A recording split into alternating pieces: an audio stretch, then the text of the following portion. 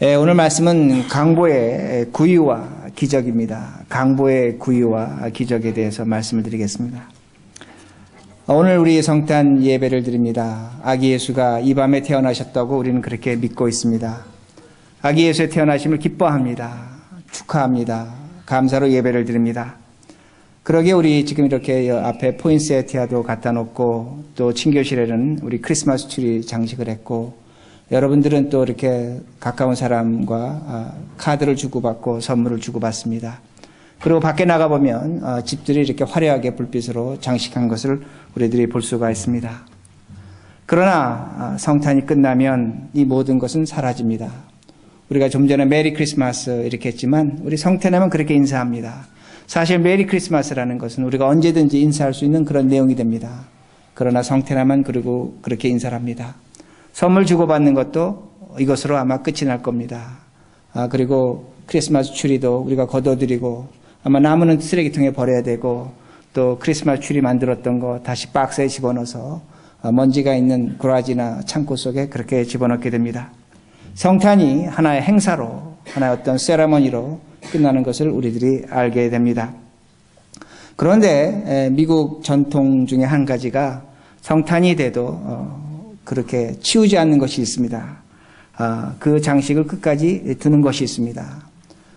아마 뉴저지 좀 이렇게 깊은 어느 좀 동네 가보시면 여러분 쉽게 보는데 제가 있던 그 프린스턴 근처에는 그런 것이 많이 있었습니다.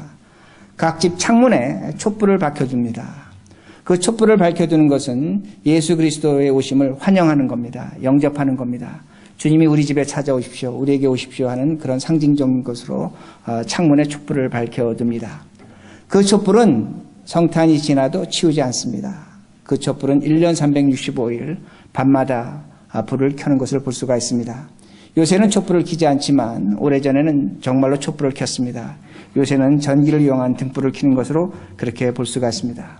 왜 그렇게 불을 켜는가? 다른 것이 아닙니다.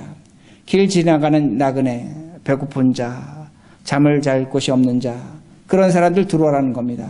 네, 그런 사람들을 맞이하겠다는 그런 의미가 됩니다. 그런 유래가 있습니다. 미국 역사에 보면 남부의 흑인들이 저 북쪽으로 또는 캐나다로 그 자유를 찾아서 도망갈 때, 탈출할 때 그 촛불이 켜진 집을 찾아 들어갔습니다. 그 집에 가면 그들이 먹을 것을 주었고 쉴 것을 주었고 옷을 주었고 자유를 보장해 줬다는 겁니다. 그러기에 오늘 우리들이 다시 한번 이 크리스마스가 되면 치우는 것들이 많이 있습니다. 다 걷어드립니다. 그러나 오늘 우리들이 다시 한번 예수 그리스도가 우리에게 찾아오셨기에 그 예수 그리스도 우리 안에 계신다면 우리들이 치우지 말아야 될 것이 하나가 있습니다. 오늘도 내 주변의 옆에 사람들, 사랑하는 사람들, 우리 가족, 이웃, 가까운 사람들을 우리들이 받아들여야 합니다. 이것이 성탄의 진정한 기쁨이요 소식이 된다는 말씀이 됩니다. 누군가를 영접하는 겁니다. 예수 그리스도를 영접했기에 누군가를 영접하는 그런 자세가 우리에게 있어야만 합니다. 오늘 성경 본문을 보면 아기 예수가 태어나신 것을 보여주고 있습니다. 그런데 그 아기 예수가 태어나는 과정에 있어서 어떤 일이 벌어지고 있냐면 로마의 총독에 의해서 당시 유대 지방에 살던 사람들을 호적을 등록하라는 겁니다. 그럼 왜 호적을 등록하는가? 다른 것이 아니라 당시에는 세금을 거두기 위해서 사람들의 머릿수를 세어야 했습니다. 인두세라는 것이 있었습니다. 그러니까 각 사람 한 사람당 세금을 매겼습니다. 그리고 그 각 사람이 자신의 세금을 내지 못하면 죽임을 당했습니다. 이것이 인두세입니다. 그러게 누구든지 죽임을 당하지 않으려면 그 고향에 가서 자기 호적을 등록하고 그리고 세금을 내야 했다는 말씀이 됩니다. 여기서 우리가 한 가지 볼 수 있는 것이 무엇이냐면 요셉은 하나님 아들, 하나님을 가진 아버지였습니다. 그러니까 육체적인 아버지였습니다. 마리아는 누가복음 1장에서 그 성령의 천사의 소식을 듣고 자신이 지금 성령으로 잉태한 아기 예수를 갖고 있다는 겁니다. 그리스도를 잉태하고 있다는 겁니다. 메시아를 갖고 있다는 겁니다. 그럼에도 불구하고 세상의 힘에 복종하는 겁니다. 이걸 성경이 우리에게 보여주고 있다는 겁니다. 로마서 13장에 칼을 가진 자는 하나님의 사자라고 그렇게 말씀합니다. 칼 가진 자에게 순종하라는 겁니다. 칼 가진 자에게 복종하라는 겁니다. 그들이 너희를 죽일 수도 있고 살릴 수도 있다는 겁니다. 그러기에 너희들은 그 칼 가진 자에게 세금을, 관세를 다 낼 것을 성경은 우리에게 분명히 가르쳐 주고 갖고 계신다는 겁니다. 칼 가진 자가 있다는 겁니다. 그런데 놀랍게도 무엇을 우리에게 성경에 보여주냐면 그 아기 예수를 잉태한 그 마리아가 아버지 요셉이 지금 그 세상 권세에 순종하고 있다는 겁니다. 그 세상 권세에 머리를 숙이고 있다는 겁니다. 그런데 한 가지 중요한 것이 있습니다. 마태복음 26장 52절에 무엇을 성경이 우리에게 보여주냐면 칼을 가진 자는 반드시 칼로 망한다고 그렇게 말씀합니다. 여기 아주 중요한 법칙이 나옵니다. 제가 좀 전에 뭐라고 말씀드렸냐면 이 세상에 칼 가진 자가 있습니다. 칼 가진 자에서 이 세상은 통치되고 칼 가진 자에서 이 세상 끌려가고 있습니다. 분명히 맞는 얘기입니다. 그런데 그 칼 가진 자는 칼로 망한다는 겁니다. 어떤 말씀이 되냐면 이 세상은 원인과 결과의 법칙이 있다는 겁니다. 원인과 결과의 법칙이 있다는 겁니다. 칼을 들고 흥했습니다. 그러나 주님 말씀하십니다. 칼을 들었게 망한다고 그렇게 말씀하는 겁니다. 오늘도 칼 가진 자들이 있습니다. 세상에 권력을 가진 자들이 있습니다. 힘을 가진 자들이 있습니다. 돈의 칼을 가진 자들이 있습니다. 명예의 칼을 가진 자들이 있고 우리들도 칼을 가졌습니다. 건강의 칼을 가지고 있고 아버지라는 힘을 칼을 갖고 있고 엄마라는 힘을 칼을 갖고 있다는 겁니다. 우리 자녀들은 자녀들대로 칼을 갖고 있습니다. 힘을 갖고 있다는 그 말씀이 됩니다. 그 칼을 의롭게 정당하게 우리는 사용하고 있습니다. 그러나 의롭게 정당하고 사용한다고 할지라도 그 칼로 인해서 결과는 나타나는 겁니다. 이 세상은 원인과 결과의 법칙이라는 말씀이 됩니다. 근데 주님께서 뭐라고 말씀하시냐면 그 칼을 든 자는 칼로 망한다고 그렇게 말씀하십니다. 그러니까 우리는 이 결과의 법칙, 원인의 법칙에서 벗어나지 못한다는 말씀이 됩니다. 제가 이렇게 예를 들겠습니다. 우리들은 행복하기를 원합니다. 또한 어떤 분들은 불행하지만 나는 더 행복해질 거야 이렇게 말씀을 합니다. 그런 희망을 갖고 있습니다. 근데 제가 여러분에게 질문하고 싶은 거는 이겁니다. 행복한 사람이 더 행복해질 수 있는가? 불행한 사람이 행복해질 수 있는가? 여러분 어떻게 생각하십니까? 지금 어떤 사람이 행복합니다. 근데 그 사람이 더 행복해질 수 있는가? 그렇지 않으면 오늘 불행한데 그 사람이 행복해질 수 있는가? 아니면 더 불행해질 수 있는가? 그걸 질문해 보자는 겁니다. 사실은 과학적으로 보면 행복한 사람이 더 행복해집니다. 왜? 지금 행복하다는 것은 그 사람이 과거에 행복을 위해서 노력했습니다. 수고했습니다. 열심히 일했습니다. 희생했습니다. 그 행복을 추구하려고 자신이 낮아지기도 했습니다. 겸손했다는 겁니다. 그러기에 오늘 행복하다는 겁니다. 그러기에 그의 미래는 행복할 수 있는 가능성이 높습니다. 그러나 오늘 불행합니다. 불행해서 내가 행복해져야겠다고 믿음을 갖고 있습니다. 열정을 갖고 있습니다. 행복해지려고 애를 씁니다. 그러나 행복은 복권과 같은 것이 아닙니다. 행복이라는 것은 내가 그 행복을 위해서 수고하고 노력할 때 그 행복이 찾아온다는 말씀이 됩니다. 그런데 오늘 불행하다면 먼저 행복해지려고 노력하기 전에 무엇을 찾아야 되면 내가 왜 불행해졌을까? 그 원인을 찾아가야 된다는 겁니다. 그 원인을 해결하고 그리고 내가 행복해질 수 있는 겁니다. 그러면 행복해집니다. 그러나 그 원인을 반성하지 않고 찾아가지 않으면서 나는 행복해질 수 있다고 나는 행복하길 원한다는 것은 말이 되지 않는다는 겁니다. 지금 제가 여러분에게 뭘 말씀드리냐면 우리가 사는 그 인간의 모든 법칙은 원인과 결과의 법칙입니다. 이 법칙에서 우리는 절대로 벗어나지 못합니다. 오늘 우리에게 현재가 있습니다. 그 현재가 있는데 그 현재에 과거가 있는 겁니다. 과거가 있기에 현재가 있는 것인데 오늘도 어떤 분은 오늘 내 현재는 그 과거로서 인한 것이 아니라고 이 세상을 원망한다면 그 사람은 신입니다.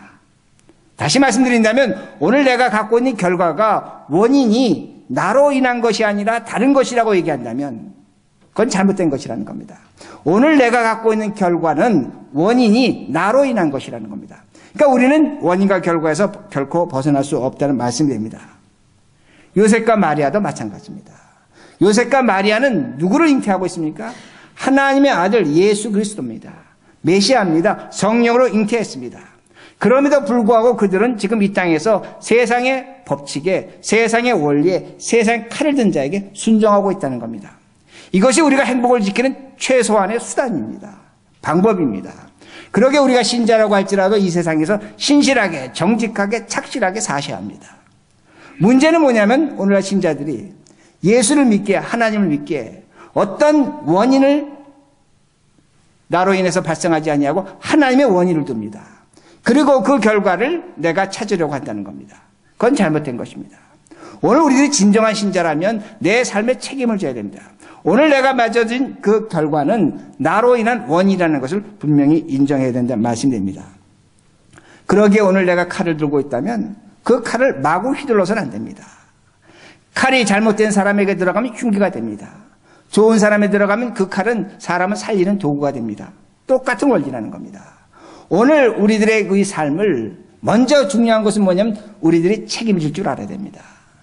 하나님이 우리에게 허락하신 삶이지만 아기 예수가 우리에게 찾아오셨지만 가장 중요한 것은 오늘 내 삶에 대해서 내가 최선을 다하면서 이 세상에서 정직하게 성실하게 살아야 된다는 말씀이 됩니다. 또한 내 옆에 사람이 칼을 갖고 있다면 그 사람의 그 칼의 힘을 인정해야 합니다. 인정해야 됩니다. 그리고 그 힘을 인정하면서 최선을 다하며 사는 겁니다. 어쩔 수 없는 겁니다. 그러기에 아기 예수는 이 땅에서 그 어우구스트 당시 로마 황제의 그 명령에 따라서 살아갈 수밖에 없는 겁니다. 그 아기 예수 잉태한 그 마리아는 그렇게 살아갈 수밖에 없다는 말씀이 됩니다. 우리는 오늘도 과거와 현재와 미래의 고리를 결코 벗어날 수 없다는 겁니다. 이것이 아기 예수의 찾아오심이라는 말씀이 됩니다. 그런데 감사한 것이 있습니다. 우린 이 현재 삶, 즉 과거와 미래의 연결고리에 살아가고 있는 겁니다. 원인과 결과에서 벗어날 수 없습니다. 근데 한 가지 중요한 것은 무엇이냐면 우리에게 하나님께서 특별한 은혜를 주셨습니다. 어떤 은혜를 주셨냐면 하나님의 신비적인 은혜가 있는 겁니다. 거룩한 은혜가 있는 겁니다. 초월적인 은혜가 있는 겁니다. 오늘 성경은 그것을 우리에게 보여주고 있습니다. 7절에 먼저 보시기 바랍니다. 7절. 첫 아들을 낳아 강보에 쌓여 구유에 누우셨다고 말씀합니다. 7절에 뭐라고 말씀하냐면 강보에 쌓여 구유에 누우셨다고 말씀합니다. 그러니까 12절에 가면 뭐라고 말씀하냐면 11절과 12절에 천사들이 그 목동들에게 구주 예수 그리스도가 태어나셨다. 그러면서 말씀하는데 뭐라고 성경이 말씀하냐면 구유에 누인 아기 예수를 보라는 겁니다. 이것이 너에게 표적이라는 겁니다. 강보에 쌓인 아기 예수를 보라는 겁니다. 이것이 너에게 표적이라는 겁니다. 성경 뭐라고 가르쳐주고 있냐면 아기 예수가 구유에 누워있는데 강보에 쌓인 채 누워있는데 그것이 표적이라고 그렇게 말씀합니다. 여기서 표적이라는 건 헬라어로 시메온입니다. 기적입니다. 능력입니다. 하나님의 기적과 능력이 너에게 있다는 겁니다. 오늘도 우리가 이 세상 살아가면서 원인과 결과에 의해서 살아갈 수밖에 없습니다. 이것이 우리의 한계입니다. 이걸 벗어나지 못합니다. 오늘도 내 과거가 있게 현재가 있는 것이고 이 현재로 인해서 미래라는 시간은 우리에게 주어지고 있습니다. 그러나 이러한 원인과 결과를 파괴할 수 있는 것, 이겨낼 수 있는 것, 내 과거로부터 자유할 수 있고 나에게 새로운 미래를 줄 수 있는 하나님의 기적적인 시간이 있다는 겁니다. 이걸 성경이 우리에게 분명히 가르쳐줍니다. 표적이 있다는 겁니다. 능력이 있다는 겁니다. 근데 그 표적과 능력이 뭐냐면 강보에 쌓인 아기 예수입니다. 그 아기 예수가 구유에 누워있다고 그렇게 두 가지로 말씀하고 있습니다. 표적이 무엇입니까? 기적이 무엇입니까? 죽은 자가 살아나는 것입니다. 죽은 자가 살아난다는 것은 원인과 결과의 법칙을 무시하는 겁니다. 주님이 물 위를 걸으셨습니다. 원인과 결과의 법칙이 깨어지는 것입니다. 태어난 자가 앞을 보는 겁니다. 원인과 결과의 법칙이 깨어지는 것이라는 것을 우리들이 알 수가 있습니다. 다시 말씀드립니다. 우리가 살아가는 이 세상은 원인과 결과의 법칙입니다. 우린 벗어나지 못합니다. 그러나 하나님의 은혜로 아기 예수가 오심으로 말미암아 그 강보에 누인 아기 예수, 구유에 누인 아기 예수로 말미암아 우리에게 주어진 것이 뭐냐면 그 원인과 결과의 법칙에서 벗어날 수 있는 하나님의 은혜와 신비의 세계가 우리에게 주어지고 있다는 말씀입니다. 우리는 더 이상 과거에서 자유롭습니다. 현재에서도 자유로울 수가 있습니다. 미래에서도 자유로울 수 있다는 그 말씀이 됩니다. 왜 강보가 기적이 되는가 합니다. 12절에 분명히 보여줍니다. 강보에 쌓인 아기가 기적이라는 겁니다. 표적이라고 말씀합니다. 유대인들은 아기가 태어나면 먼저 소금물로 깨끗이 씻습니다. 그리고 몸에 올리브유를 발라줍니다. 그 강보라는 것이 있습니다. 우리 한국의 포대기와 같은 겁니다. 가로 세로 1m 되고 한쪽에 끈이 달려있습니다. 아기를 가운데 누입니다. 그걸 돌돌돌돌 맙니다. 그리고 꽁꽁 묶습니다. 아기가 힘을 씁니다. 나오려고 애를 쓰는 겁니다. 못 나오게 묶는 겁니다. 그래야지만 아기가 건강해진다는 겁니다. 그리고 그 아기를 8일째 되는 날 할례를 받습니다. 그리고 40일 동안 광보에 그렇게 쌓아 맵니다. 그리고 40일째 되는 날 성전에 올라가서 성결 예식을 거행합니다. 그리고 그때 처음으로 아기에게 옷을 입힙니다. 40일째 옷을 입힌다는 겁니다. 아기에게 옷을 입힌다는 건 이제는 그 아이가 사람이라는 겁니다. 그 아이에게 신분에 따라 옷을 입히는 겁니다. 그 아이에게 어떤 그 힘을 주어지는 것을 우리들이 알 수 있다는 말씀입니다. 이것이 표적입니다. 다시 말씀드립니다. 2000년 전에 로마 황제 아우구스투스에 의해서 그 아기 예수는 베들레헴에 올라가다 태어나신 분이 됩니다. 2000년 전에 로마 황제 아우구스투스는 예배의 대상이었습니다. 경배의 대상이었습니다. 그는 신이었습니다. 많은 사람들이 그에게 나가서 절을 하고 그를 신으로 추앙했습니다. 그러나 2000년이 지난 다음에 누가 진정한 신인지를 성경은 밝혀주고 있습니다. 우리는 알고 있습니다. 그 아우구스투스는 역사 속에 사라졌습니다. 한 인물입니다. 그를 신으로 믿는 사람이 이 세상에 단 하나도 없습니다. 그러나 그 아기 예수, 낮고 천한 자리 그 강보에 쌓인 아기 예수가 오늘 우리의 신이라는 것을, 우리 하나님이라는 것을 우리는 분명히 고백하고 있습니다. 이것이 하나님의 힘이라는 그 말씀입니다. 강보에 쌓였습니다. 둘둘 말려 있습니다. 사람에서 엉켰습니다. 자신의 힘을 사용하지 못합니다. 전지전능하신 하나님이십니다. 근데 자신을 묶으셨습니다. 사람에 의해서 묶임을 당했다는 겁니다. 아무런 힘을 사용하지 못하는데 그 하나님이 우리의 하나님 예수 그리스도라는 것을 분명히 고백합니다. 힘이 없다는 겁니다. 무력하다는 겁니다. 그런데 성경은 가르쳐줍니다. 힘이 없어 보이고 무력하지만 그 아기 예수가, 그 강보에 쌓인 자가 표적이라고 말씀합니다. 오늘도 우리는 이 세상 살아가면서 힘 있는 것을 구합니다. 오늘도 칼을 가지려고 합니다. 돈의 칼을 가져야 되고 명예의 칼을 가져야 되고 자리의 칼을 가지려고 합니다. 여러분 가지시기 바랍니다. 그걸 포기하시면 안 됩니다. 그러나 잊지 마시기 바랍니다. 칼을 든 자는 칼로 망합니다. 우리가 진정으로 추구해야 될 것은 무엇이냐면 강보에 쌓인 아기 예수입니다. 낮고 천한 자리에 아무런 힘을 갖지 못하고 그저 그 누워있는 자, 사람으로 인정받지도 못했습니다. 옷을 입지도 못했습니다. 그러나 그분이 우리의 하나님이 되십니다. 이분이 하나님입니다. 그리고 오늘도 우리가 이 세상 살아가면서 여러분이 추구하는 것에 하나님이 있는 것이 아니라 오늘도 내가 추구하지 않는 곳에 낮고 천한 자리에 아무것도 없는 자리에 우리 하나님이 분명히 계신다는 것을 잊지 마시라는 말씀입니다. 하나님이 계신 자리는 그곳입니다. 없는 것 같지만 있는 곳이고 오늘도 내 자식이 아프고 내가 사업에 망하고 내가 깨어지고 어려운 자리 그 자리에 하나님은 그 자리에 계십니다. 그 하나님을 만나시라는 그 말씀이 됩니다. 두 번째 표적이 나옵니다. 두 번째 표적은 구유입니다.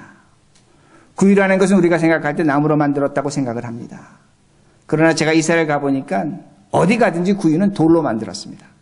돌이 구유입니다. 왜 거긴 나무가 별로 없습니다. 그 구유에 아기 예수가 누워있는데 그걸 표적이라고 말씀합니다. 그런데 여러분 유대인의 집을 한번 생각해 보시면 쉽게 이해가 됩니다. 유대인의 집은 2층 아니면 3층입니다. 근데 맨 아래층은 축사입니다.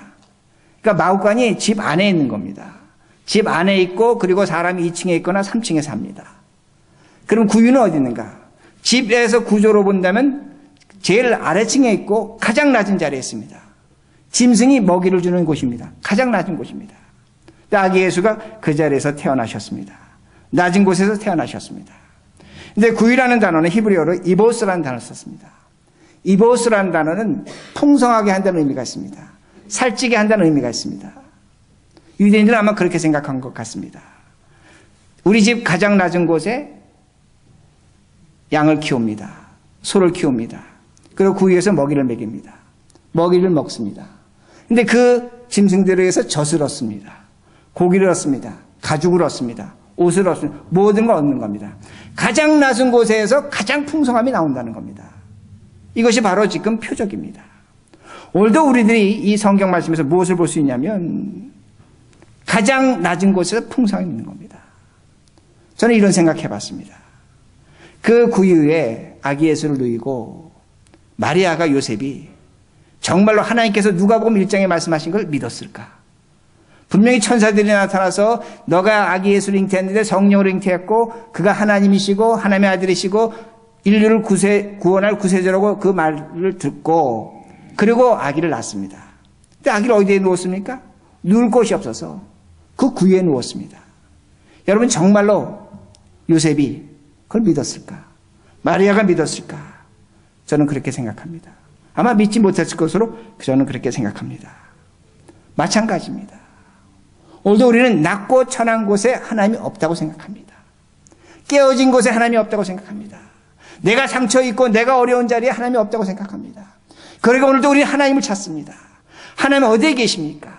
어디에 계십니까? 왜 저 사람에게는 하나님이 저렇게 복을 주시고 은혜를 주시고 저 자리에 풍성한 곳에 하나님이 계십니까? 우리는 그렇게 생각합니다. 그러나 하나님은 그곳에 계시지 않습니다. 하나님은 우리의 구유에 있습니다. 오늘도 여러분의 죄된 삶 속에 하나님은 계십니다. 내가 죄를 짓고 그 죄로 인해서 고통당하고 그 죄의 문제를 해결하지 못하고 힘들어하고 괴로워할 때 그 구유에 그 더러운 곳에 예수님은 계십니다. 오늘도 내가 누군가로 조롱당하고 아파하고 괴로워하고 힘들어하고 내가 그 문제를 해결하지 못해서 힘들어하는 그 자리에 주님은 계십니다. 하나님은 어디 계시냐? 없는 것 같지만 그 없는 곳에 하나님은 계십니다. 역설적입니다. 오늘도 여기 하나님이 있다. 하나님이 계신다. 하나님 계시지 않습니다. 우리가 생각하고 우리가 믿는 곳에 하나님 계시지 않습니다. 오늘도 내가 하나님이 없는 것 같은 그곳에 하나님이 계십니다. 왜 그런 줄 아십니까? 우리의 선택이 없어지는 곳에 하나님 계십니다. 내가 선택할 수 없는 곳에 하나님 계십니다. 하나님만의 선택이 남은 곳입니다. 그것이 표적입니다. 그것이 구유라는 그 말씀입니다. 하나님은 우리를 사랑하십니다. 가장 낮은 곳에서 가장 풍성하게 사랑하십니다. 어떤 분이 이렇게 질문하실지 모릅니다. 그래도 그렇지 않습니다. 나에게 있어야 됩니다. 회복되어야 됩니다. 풍성해야 됩니다. 여유가 있어야 됩니다. 많아야 됩니다. 거기에 하나님이 계십니까? 그렇지 않습니다. 며칠 전에 어떤 성도가 저한테 전화했습니다. 하나님 어디 계십니까? 하나님 원망하셨습니다. 그러나 하나님은 그 원망의 자리에 계십니다. 그 자리에서 하나님의 선택만을 기다리는 겁니다. 오늘도 내가 선택할 수 있다면 하나님 굳이 그곳에 가시지 않습니다. 내가 할 능력이 있다면, 내가 여유가 있다면, 내게 힘이 있다면 하나님 그곳에 가시지 않습니다. 하나님 오늘도 구유에 계십니다.